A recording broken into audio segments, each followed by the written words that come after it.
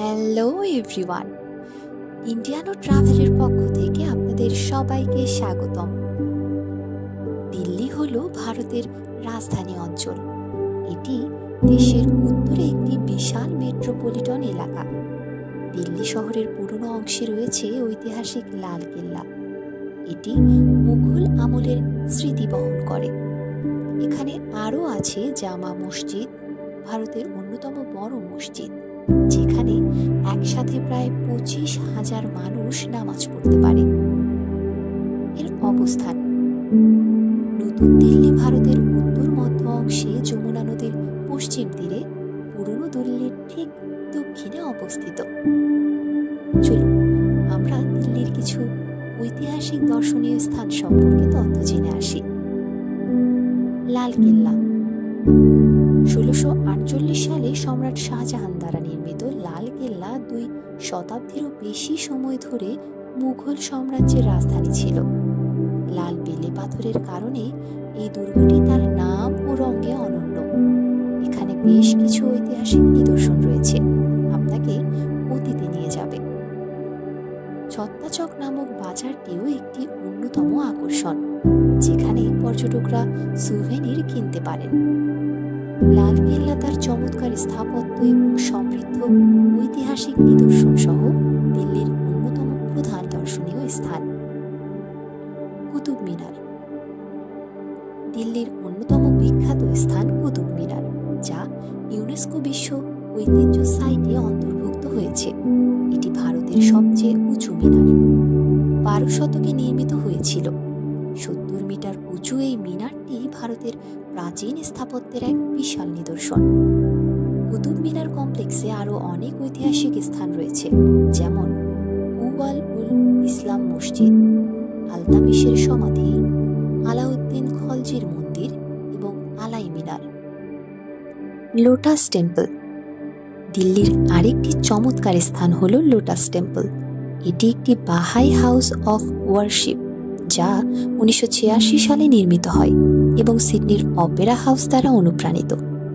এখানে কোনো মূর্তি বা ধর্মীয় নিদর্শন নেই, তবে এর মার্বেল কাঠামো এবং চারপাশের সবুজ বাগান আপনাকে বিস্মিত করবে। শান্তিপূর্ণ পরিবেশে এখানে আসলে মন শান্ত হয়ে যায়। ইন্ডিয়া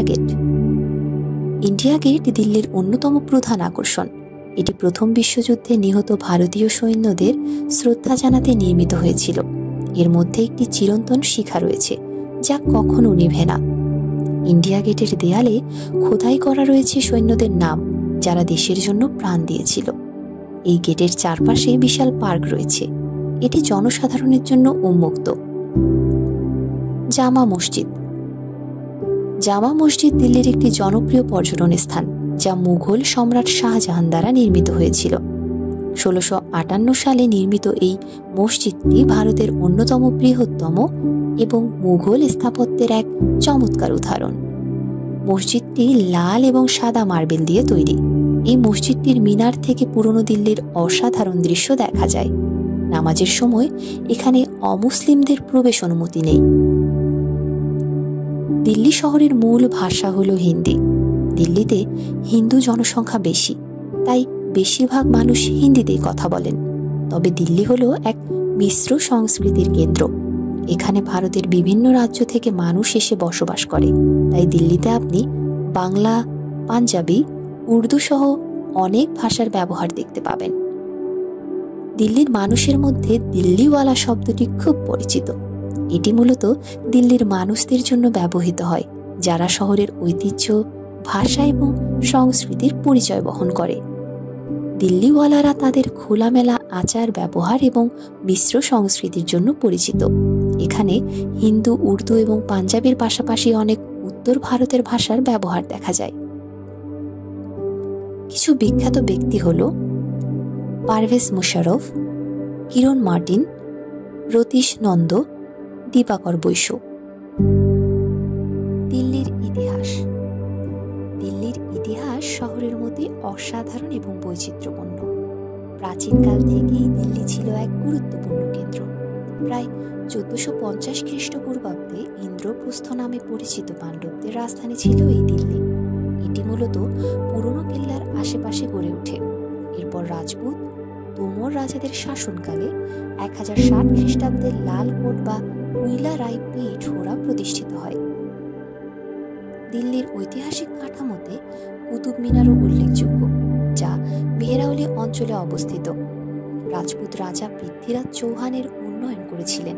পরে 1304 খ্রিস্টাব্দে আলাউদ্দিন খিলজি সিরি শহর গড়ে তুলেছিলেন, যা বর্তমানে হাউস খাসের কাছে অবস্থিত। 1320 খ্রিস্টাব্দের দিকে গিয়ালদ উদ্দিন তুগলকাবাদ শহর প্রতিষ্ঠা করেন। তুগলক রাজবংশের পরে 1530-এর দশকে মুঘল সম্রাট হুমায়ুন দিল্লিতে পুরনো দুর্গের চারপাশে নতুন নির্মাণ কাজ শুরু করেন। এরপর মুঘল সম্রাট শাহজাহান 17 শতকে শাহজাহানাবাদ শহর প্রতিষ্ঠা করেন, যা আজকের পুরান দিল্লি নামে পরিচিত। দিল্লির নতুন অধ্যায় শুরু হয় 1920-এর দশকে, যখন ব্রিটিশরা কলকাতা থেকে রাজধানী দিল্লিতে স্থানান্তর করেন। সেই সময়ে নয়াদিল্লির কনট প্লেস, রাজপথ সহ বেশ কিছু গুরুত্বপূর্ণ স্থাপনা নির্মিত হয়। আজও দিল্লির প্রতিটি স্থাপত্য, পুরনো কেল্লা, তুগলকবাদের ধ্বংসাবশেষ কিংবা লাল কেল্লা, সবকিছুই দিল্লির ঐতিহাসিক গৌরবের সাক্ষী হয়ে দাঁড়িয়ে আছে। এই শহরের সাংস্কৃতিক ঐতিহ্য নানা উৎসব ও আনন্দের রঙে সাজানো। এখানকার প্রধান উৎসবগুলির মধ্যে রয়েছে দিওয়ালি, দশেরা, হোলি, লোহরি, ঘুড়ি ওড়ানোর উৎসব, বসন্ত পঞ্চমী, মহাশিবরাত্রি, বৈশাখী, মহাবীর জয়ন্তী ইত্যাদি।